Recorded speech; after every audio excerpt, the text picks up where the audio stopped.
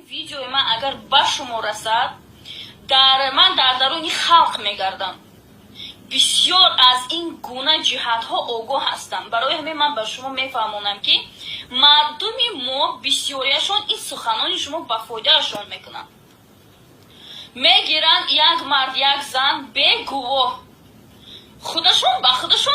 خودشون نکاح میکنن، شپیده میگردن. به این سوال من جواب گویید. شخص با نکاح فاسد ان اقترح به شاهد زن را نکاح کرده گرفتو چند سال زندگی کرد. بعد در همین نکاح او را 3 طلاق داد و همین مرد میخواهد که به حلاله همین زن را دویم باره نکاح کرده گیرد. آیا این درست است؟ خب اولش که اون نکاحی که پیشتر داشت نکاح فاسدش نکاح نیست. بنابراین این طلاقی که کردن خاصیت و خیاست تا این طلاق واقع نمی شود، زیرا که زنی بیگانه را طلاق کنند نکنند طلاق نیست. اکنون این جوان اولش که مصیبت است، اولش که عیب است برای مسلمان که با نکاح فاسد با زن ازدواج کند. نکاح فاسد حکم زنا را دارد و نکاح نیست. بنابراین من به این جوان توصیم این است که از همسر خود جدا شود. از همون روز که جدا می شوند همسرش عده پاید، یعنی حیض میدیدگی باشد 3 حیض بیند، حیض نمیدیدگی باشد عده 3 ماه است. بعد از بود شدن عدهش می تواند همسرش نکاح کرده گیرد. او طلاق و طلاق نیست. این زندگی که این قدر وقت کردن زنا هست. بنابراین اینها برای این کارشان توبه کنند، از پروردگار پشیمانی کنند، شاید پروردگار گناهشان ببرد و این روشان سیاه میشه فقط دوزخ. السلام علیکم داملای عزیز. سوال من این است که بعضی آدمان میگویند که لباس سرخ پوشیدن ممکن نیست. آیا این لباس سرخ پوشیدن از نظر اسلام درست هست یا نه؟ با احترام یک مخلص دائمی شما. نه عزیزان، این تو نیست.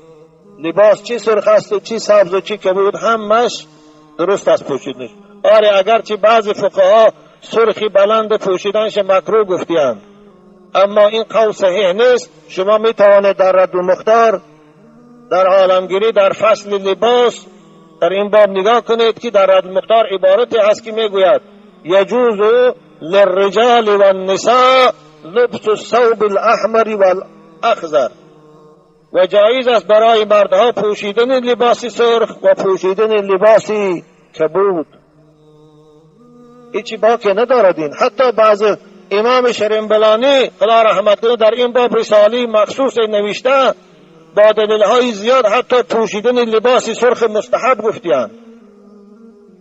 هیچ خیل در پوشیدن و کراهت نیست. بنابر دامله‌ها می توانند به کتاب کراهت در فصل لباس نگاه کنند، برای خود در این باب جوابشان می یابند.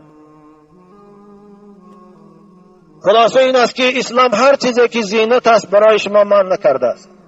قرآن میگه اعوذ بالله من الشیطان الرجیم قل من حرم زینت الله التي اخرج لعباده. چی است که برای بندگان من هر چیزی که مایه زینت و سبب آرایش بدن اونهاست یا هر چیزی که حلال است پاکیزه است او را خوردنش یا پوشیدنش من کرده است. کی؟ هیچ کس من نکرده است. السلام علیکم عزیز داملای عزیز. من یک جوان 24 ساله هستم. از نافهمی دندانهای طلا گذاشتم. امروز فهمیدم از دایره اسلام حرام است. چی کار کنم؟ نمیدانم. مصلحت شما را انتظارم. برادر عزیز، وقتی که دندانها را پیشتر گذاشته باشی، اگر برای زینت برای فسانی بود چگونه که پیشتر این عادت بود، این حرام است. چرا که اسلام طلا را همچون زینت استفاده بردنش برای مردها حرام کرده است. چه دندان باشد، چه چله باشد، چه ساعت باشد، چه گردنبند باشد، چه یعنی روشکه باشد.